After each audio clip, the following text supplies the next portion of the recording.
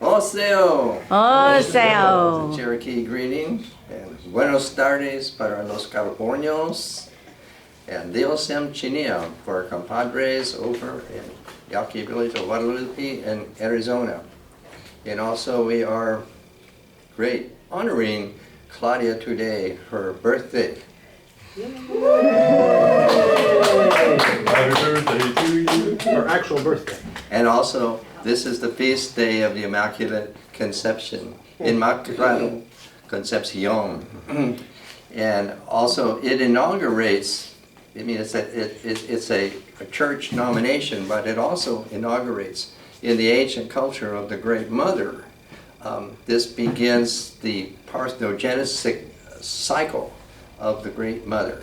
And at the winter solstice, here is when she conceives. She conceives life, ourselves.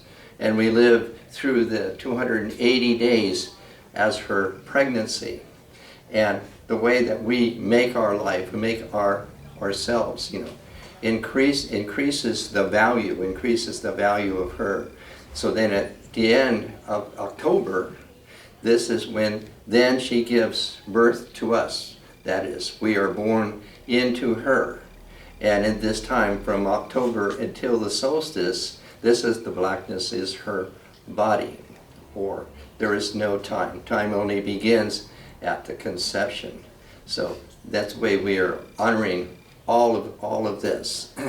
And that also that this is the celebration of the Virgin of Guadalupe. And Claudia actually in contact with our relatives over there. And Sunday's paper, just last Sunday here in San Diego, Our Lady of Guadalupe Church, began its annual celebration, been going on for like 50 years here, with thousands of people coming. And they had a big fiesta. I'm holding up the Tribune article with the Aztec dancers on it and all of that. So that's, prompting my interest here today.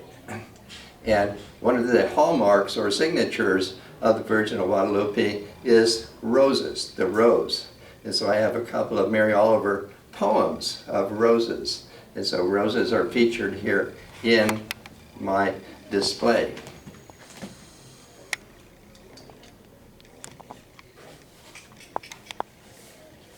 And this one is Mary Oliver. What about roses? What happens to the leaves after they turn red and golden and fall away? What happens to the singing birds when they can't sing any longer? What happens to their quick wings? Do you think there is any personal heaven for any of us? Do you think anyone, the other side of that darkness, will call to us, meaning us? Beyond the trees, the foxes keep teaching their children to live in the valley, so they never seem to vanish. They are always there in the blossom of light that stands up every morning in the dark sky. And over one more set of hills along the sea, the last roses have opened their factories of sweetness and are giving it back to the world. If I had another life, I would want to spend it all on some undenting happiness. I would be a fox or a tree full of waving branches. I wouldn't mind being a rose in a field of roses. Fear has not yet occurred to them, nor ambition.